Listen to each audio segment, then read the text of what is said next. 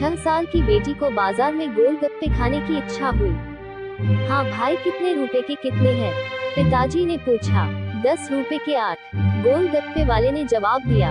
पिताजी को मालूम नहीं था गोलगप्पे भी इतने महंगे हो गए हैं। जब वे खाया करते थे तब तो 1 रुपये के 10 गोलगप्पे मिला करते थे।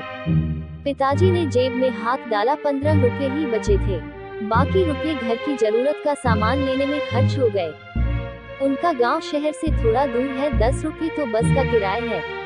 नहीं भाई, 5 रुपये में 10 दो तो ठीक है, वरना नहीं लेने। ये सुनकर बेटी ने मुंह फुला लिया। अरे अब चलो, ये तो इतने महंगे। पिताजी के माथे पर लकीरें उभर आई। अरे खा लेने दो ना साहब, अभी आपके घर में है तो आपसे लाड़ भी कर सकती है। कल को पराए घर चली गई तो पता नहीं ऐसे मचल पाएगी या नहीं। तब आप भी तरसेंगे बिटिया की फरमाइश पूरी करने को।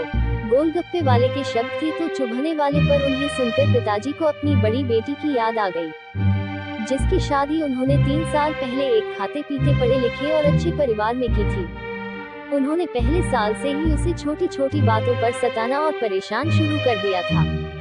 2 साल तक वह मुट्ठी भर भर के रुपए उनके मुंह में मारता रहा, पर उन लोगों का पेट तो बढ़ता ही चला गया।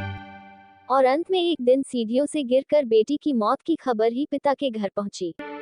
आज वह छटपटाता है कि उसकी वह बेटी फिर से उसके पास लौट आए और वह चुन चुनकर उसकी सारी अधूरी इच्छाएं पूरी कर दे।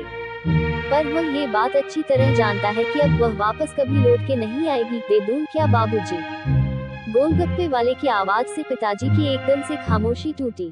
रुको भाई, 2 मिनट। पिताजी पास ही पंसारी की दुकान थी, उस पर गए जहां से जरूरत का सामान खरीदा था।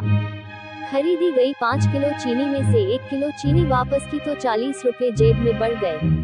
फिर ठेले पर आकर पिताजी ने दबाई आंखें पोंछते हुए कहा, अब खिला दे भाई। हाँ तीखा जरा कम डालना, मेरी बिटिया बहुत नाजुक है। सुनकर 6 वर्ष की गुड़िया जैसी बेटी की आंखों में चमक आ गई और पिताजी का हाथ कसकर पकड़ लिया।